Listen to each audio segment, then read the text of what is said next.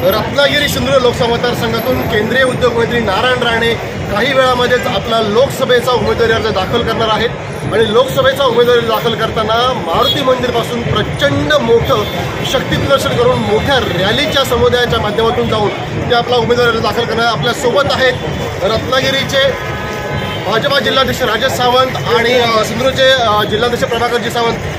प्रभाकरजी, काय सांगाल? बघितलं तर मोठ्या संख्येने इथं जनसमुदाय आता थोड्यामध्ये उपस्थित होईल आणि त्यानंतर रॅली जाऊन आपण राणे यांचा उमेदवारी दाखल करा, काय सांगाल? खरं तर खूप आनंदाचं वातावरण संपूर्ण मतदारसंघामध्ये आहे आणि आता तुम्ही जे इथे हा उत्साह बघते असाच उत्साह इथून सिंधुदुर्गपर्यंतच्या सगळ्या रस्त्यांवर गाड्या कार्यकर्ते जल्लोष करत येत आहेत। चिपळूणपासून रत्नागिरीपर्यंतच्या रस्त्यावर सुद्धा अशाच प्रकारचा जल्लोष सुरू आहे। थोड्याच वेळात इथे 50,000च्या उपस्थितीमध्ये रॅली निघेल आणि सन्मान्य राणेसाहेबांचा उमेदवारी अर्ज आम्ही भरणार आहोत। कारण भारतीय जनता पार्टीला पहिल्यांदा या मतदारसंघामध्ये उमेदवारी मिळाली आहे राणेसाहेबांच्या रूपाने, त्यामुळे कार्यकर्त्यांचा आजवरचा सगळा उत्साह हा उभारून आलेला आहे आणि या सगळ्यामध्ये 2.5 लाखाच्या मताधिक्याने सन्मान्य राणेसाहेबांचा विजय आपण करू। आपल्या सगळ्या पत्रकारांना या सगळ्या वातावरणामुळे या सगळ्या गोष्टीचा अंदाज येईलच। बघितलं तर राणेंचं होमपेज म्हणजे सिंधुदुर्गचे भाजपा जिल्हाध्यक्ष बोलले की 50,000चा जनसमुदाय आहे आणि 2.5 लाखांचं मताधिक्य असेल। आपल्यासोबत राजेश सावंत आहेत जे रत्नागिरीचे भाजपा जिल्हाध्यक्ष आहेत। राजेशजी, काय सांगाल? तिन्ही मतदारसंघामध्ये बघितलं आपण विधानसभा मतदारसंघामध्ये भाजपची काय नेमकं कशी काय आता चॅनल बसवलेलं आहे?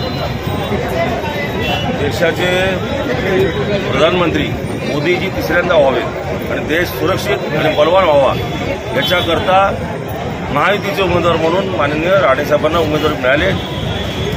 2014 पासून 24पर्यंत आमच्या रत्नागिरीमध्ये कुणाही कार्यकर्त्याला विधानसभेची असेल लोकसभेची असेल कुठलीही निवडणूक लढायला मिळाली नव्हती। परंतु गेल्या 10 वर्षामध्ये रवींद्र चव्हाण साहेबांनी जी मेहनत घेतली रत्नागिरी जिल्ह्यात त्याचं फळ या निवडणुकीच्या निमित्तानं निश्चित दिसेल आणि रत्नागिरी सिंधुदुर्गाच्या कसा पुढे राहील मतात ते आम्ही प्रयत्न करू। 2.5 लाखाच्या मताधिक्यामध्ये जर आपण म्हटलं तर रत्नागिरीतलं मताधिक्य किती असेल? एक मताने तरी आम्ही त्यांच्या पुढे असू। ही मोठी चुरस इथं बघायला मिळणार आहे। आपण बघितलं तर मोठा भाऊ प्रभाकरजी, काय सांगाल? आता फॉर्म भरताना कोण महत्वाचे नेते भाजपाचे? नाही, जसं आता राजेश सावंत आमचे मित्र म्हणाले, आमची इच्छाच आहे कारण रत्नागिरी हा पहिला एक जिल्हा होता, त्यानंतर 2 जिल्हे झाले, त्यामुळे रत्नागिरी आमचा मोठा भाऊ आहे ना। आमच्यापेक्षा 1, 2, 5, 10 मतांनी लाख मतांनी तरी पुढे जावं अशा पद्धतीच्या शुभेच्छा आहेत त्याला। कारण त्यांनी सांगितलेली गोष्ट खरं आहे। सन्मान्य रवींद्र चव्हाण साहेब गेली 8 वर्ष या संपूर्ण मतदारसंघाची बांधणी संघटनात्मक असेल विकासात्मक असेल केली आहे। त्याच्या जोडीला इतर सगळ्याच नेत्यांनी या मतदारसंघामध्ये काम केलेलं आहे। आता जो आपण फॉर्म भरणार आहोत त्यावेळी सन्मान्य राणेसाहेबांचा फॉर्म भरताना त्यांच्यासोबत सन्माननीय पालकमंत्री रवींद्र चव्हाण साहेब आहेत, गोव्याचे मुख्यमंत्री ज्यांनी या सगळ्या याच्यामध्ये दौरा केलेला होता ते प्रमोदजी सावंत या फॉर्म भरायला आहेत, उदयजी सामंत, दीपकजी केसरकर, त्यानंतर